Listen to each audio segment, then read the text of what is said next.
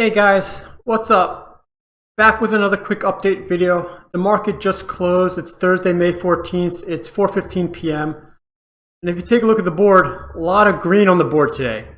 But if you were to watch the market throughout the day, it was up and then it was down, it was back up again. And a lot of this green is because of a really strong rally within the last hour, maybe even 30 minutes. So don't get fooled to thinking it was a great day. I mean, if you take a look at some of these values, they're only green by a little bit, 0.2, 0.4, 0.5%, 0.7%. So pretty much an up and down day, but ended up trading sideways compared to the open. So let's see how my positions did. I mean, AMD, I'm really loving AMD right now. It was just going up all day while the market was dipping. AMD was still going up. I have two contracts, two cash secured puts that I sold on AMD at the $51 strike price. And I was concerned that AMD might test that strike or get lower, but I'm feeling really good about it tomorrow because it's already at $54. It's even higher after hours.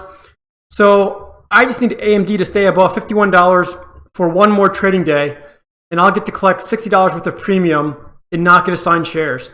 You know, AMD has always been good to me so far, so I think I'm going to keep playing AMD because it hasn't led me wrong yet. So AMD is looking good. My other play that I have on was IWM, and I have one cash secured put that I sold at the $127 strike price. So as you can see, IWM, like the rest of the market, opened in the red, traded red pretty much all day long, got close to breaking even, went red again. And then, like I said, around 3:40 p.m., the market just rallied really hard and actually closed in the green. So, I mean, at the lowest of the day, IWM was 117 and some change. And now we're back up to the 123 level. So I'm still not back above 127. So unless IWM really rallies hard tomorrow and gets above 127, I'm planning on getting assigned shares of IWM. But that's okay, because my fear is that at 123, and I'll show you the options prices, even though it's not quite accurate because this is going to be for Monday morning. But let's say I get assigned shares at 127, and Monday morning the stock is still around 123. Well, now I want to go ahead and sell covered calls on IWM. So if I want to sell them at my cost basis of 127, I would collect $26 in premium for that covered call.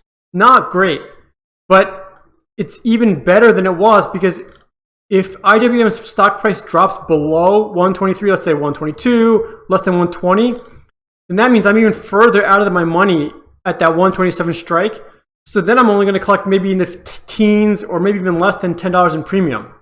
So if IWM doesn't go above 127 by end of day tomorrow, I want IWM to get as close as to 127 as it can. That way, come Monday morning, I can sell a covered call for a good amount of premium.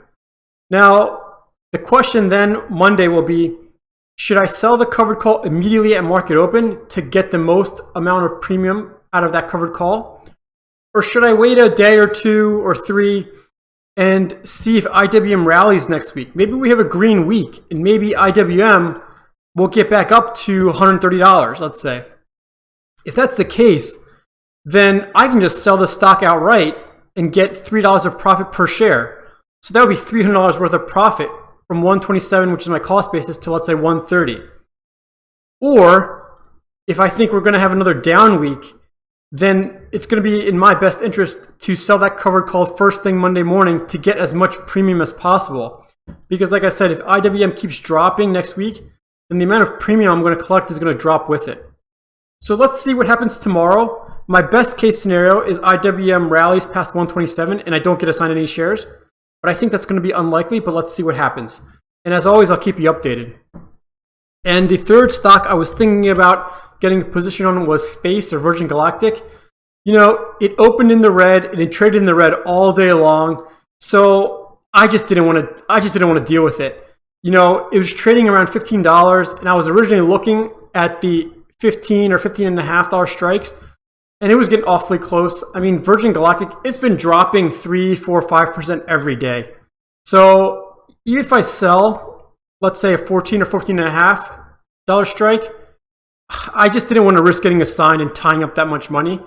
Not that it's a lot of money, but I want as much money right now available to put into AMD because it's been so good to me so far. It's, when the market's going down, AMD keeps going up. So I'm loving AMD right now. So I kind of want to free up as much cash as possible so I can put them into more AMD cash secured puts next week, assuming I don't get assigned shares on Friday. So let's just take a quick look at the charts again, and we'll take a look at AMD. So, if you remember from my last video, I told you that AMD was kind of between this 0.618 and 0.786 Fibonacci levels.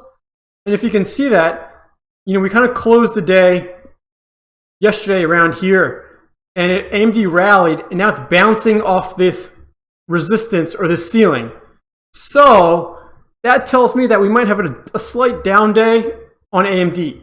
But like I said, my theoretical area of support is around $51 strike, which is where my cash secured put is. So as long as AMD bounces or stays in this blue area, I should be okay and not get assigned shares. So I'm feeling good about my AMD cash secured put right now. Now, if we take a look at IWM, kind of similar story. I told you yesterday that we want to stay in this olive green area. That's probably where the stock is going to trade. And it's close to the top of it, right? About $124. We're right now at 123. So I'm predicting that IWM is going to stay between 124 and 114. So that's not good because right now that means I'm going to get assigned the shares. I need IWM to break above this resistance at 124 and trade in this darker green area. Like I said, I don't think that's likely, but let's see what happens tomorrow. Let's hope we get a good rally above 127 and I don't get assigned shares. And then the last stock that I was looking at was Space. And as you can see, Space broke below the 0.236 Fibonacci level. So that's not a good sign because that tells me now that Space is going to trade in between, let's say, $9.28 and $16 and some change. So unless Space breaks back above this resistance tomorrow, I'm not comfortable getting into Space right now. Unless I'm in there for like sub $10, $9 or $10. I think that's a safe area. I think getting in at even 14, it's a risky play because I might end up bouncing around this area. I mean, right now the low back on March 18th was 950-ish. So if Space gets back down here, that's a good buy-in in my opinion right now. But again, let's see what happens. I don't want to risk tying up my capital in Space right now just because the stock price is too volatile and I'm not completely in love with the company.